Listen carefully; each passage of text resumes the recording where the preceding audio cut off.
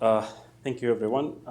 First of all, I'd like to thank Rina for giving me this opportunity to be here today to present my PhD project in front of all people from different experience from different countries.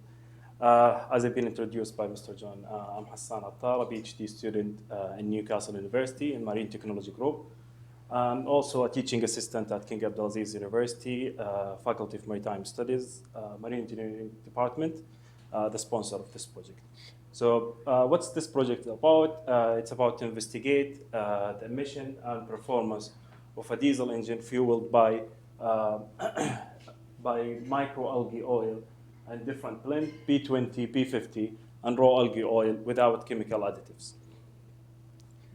So I'll start the presentation by giving a brief introduction about the algae oil and its importance and how we convert the algae oil to biodiesel and what's the method we used in this project, which I can call it a unique method, to utilize the algae oil as it is without any chemical process to convert it as a biodiesel.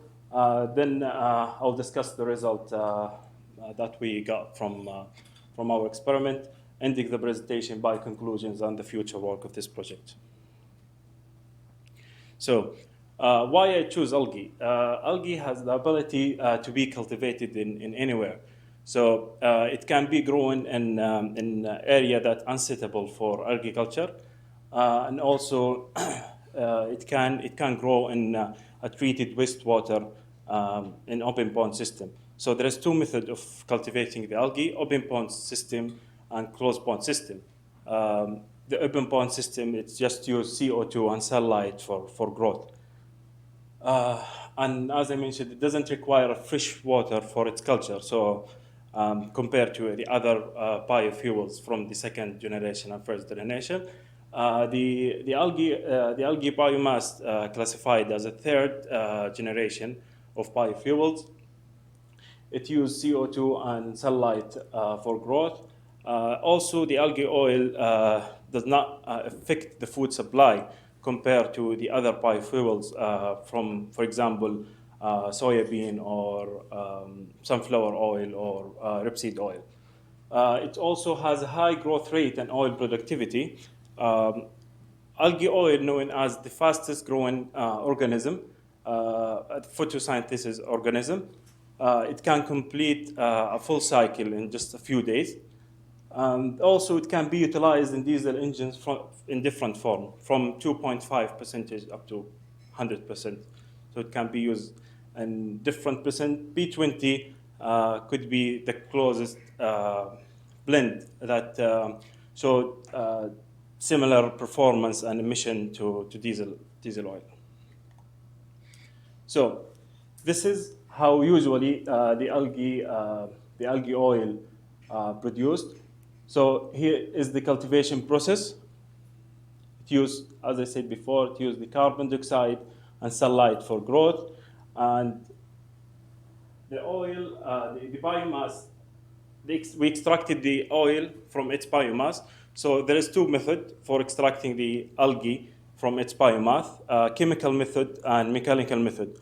It depends on how is the culture of the algae. So some of them works with the mechanical method. The mechanical method is very simple. It uses the mechanical expeller, same as we extract the coffee from the coffee beans. Some of them works with, it depends on the species of the algae. And the other method is the chocolate extraction method. It's a chemical method. And then after that, after we extract the algae oil from its biomass, we convert it through a transesterification process to use it as a biodiesel. This is how the algae biofuel produced. But in this project, from step 3 here, we didn't use the transesterification process. So we just used the algae straight away in the engine without any chemical process. We just preheated the fuel before the injection. Okay, so the aim of this project, I'm aiming to provide a guideline to fill the gap in the modification required of marine diesel engine to utilize algae oils as alternative fuel in marine sector. It also will be compatible with the IMO meeting to reduce the greenhouse gases emissions at least 50% by 2050, and also it will be compatible with the Saudi Arabia's Vision 2030 for initial target of generation 9.5 gigawatt from renewable energy, from different sources of renewable energy. Okay. As we can see here, this is the diesel oil, and this is the raw algae oil at room temperature. The oil here, the viscosity of the oil is very high. So in order to overcome this problem, we preheat the fuel at 65 degrees. So it can be seen here, it's the viscosity dropped down dramatically. The three different blends we used in here, B20, 20% algae oil, 80% diesel oil, and B50 is 50% algae oil and 50% diesel oil. B100 is the raw algae oil. The blender method we used is a very traditional blender method. We used just the blender mixer machine to blend the diesel oil with the algae oil. We left it on the stirrer for around 30 to 40 minutes at 400 RPM. We investigate the miscibility between the algae oil and diesel oil in over 48 hours. And we found out that after 22 hours, the oil starts to be separate. So it's kind of just investigation to make sure if we want to apply the blend on board ship, so we can just blend it 20 hours before we use it. Here is some of the physical and chemical properties of diesel oil and raw algae oil. So the density is quite higher. The viscosity is quite higher in here for raw algae oil. Density is always it's also higher than diesel oil. Oxygen, algae oil is rich of oxygen, so it's 40% of it has oxygen. Flash point is quite higher than diesel oil, so it's 180 degree. So this is the test rig that we used. It's been built especially for this project. So we have a Lamborghini single cylinder, naturally aspirated, 4-stroke diesel engine. It's air cooled. We have the small alternator as a load. We have the exhaust gas analyzer here, Testo XL350. We have the pressure sensor inside the cylinder to investigate the pressure. And we have three temperature sensors, exhaust gas temperature and cylinder head temperature and lubricant oil temperature. In the fuel system here, we have two tanks. We have the diesel oil tank and algae oil tank. When I'm saying algae oil tank, so it's algae oil and it's blend. We used to warm the engine for like 10 to 15 minutes with diesel oil. And here is like a blanket heater to maintain the temperature of the fuel inside the tank, connected to a thermocouple and temperature controller. And after the fuel filter, there is another rope heater to maintain the fuel temperature just before the injection pump. Also, it's connected to temperature controller along with the thermocouple. Here is the brake power. So the test condition for the three fuels had been done in 4 different loads, 25%, 50%, 75%, and full load, and at four different RPMs. So as we can see here, from 25%, 50%, and 75%, there is no difference between each 4 fuel and the output power. The diesel oil is in the black line, P20 in red, P50 in the blue line, and the raw algae oil is just in the green line. At full load, the power dropped by around 26% of the raw algae oil. B20 was a bit close to diesel oil, but at high speed, it's dropped down. We believe this is because of the different properties of the fuel and the high viscosity and lower heating value of the fuel. The brake-specific fuel consumption for all test fuel was higher than diesel oil. The reason of that, just because the lower heating value forced the fuel to forced the engine to consume more fuel in order to maintain the same power or the constant power. The brake thermal efficiency improved by almost 26 to 30% for all test conditions.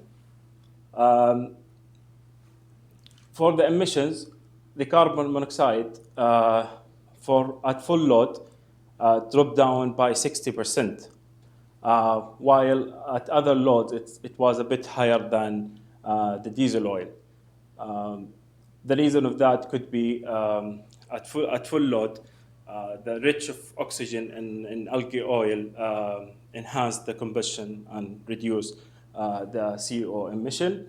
The good news is for the NOx emission for all test fuel was lower than diesel oil, up to 60% lower than diesel oil in all test conditions.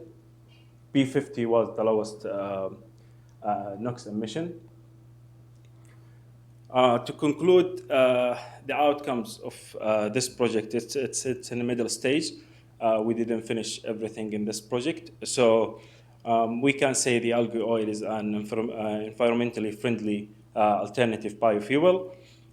It can be used in diesel engines without chemical additives.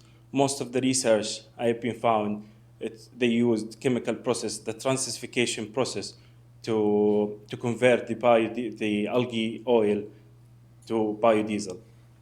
A drop in power by 26% at full load only. Increase in brake-specific fuel consumption by 38%, and this is the reason of that is the lower heating value of the fuel. Improve in brake thermal efficiency by 20%. Reduction in CO emissions by 60% at full load, and decrease in NOx emission by 59% in all test conditions. So what's next? In order to overcome with the problems of the higher brake-specific fuel consumption and the drop in power, we need to investigate the spray condition of the algae oil and combustion characteristics. We also have a model of the same engine, of the four-stroke engine.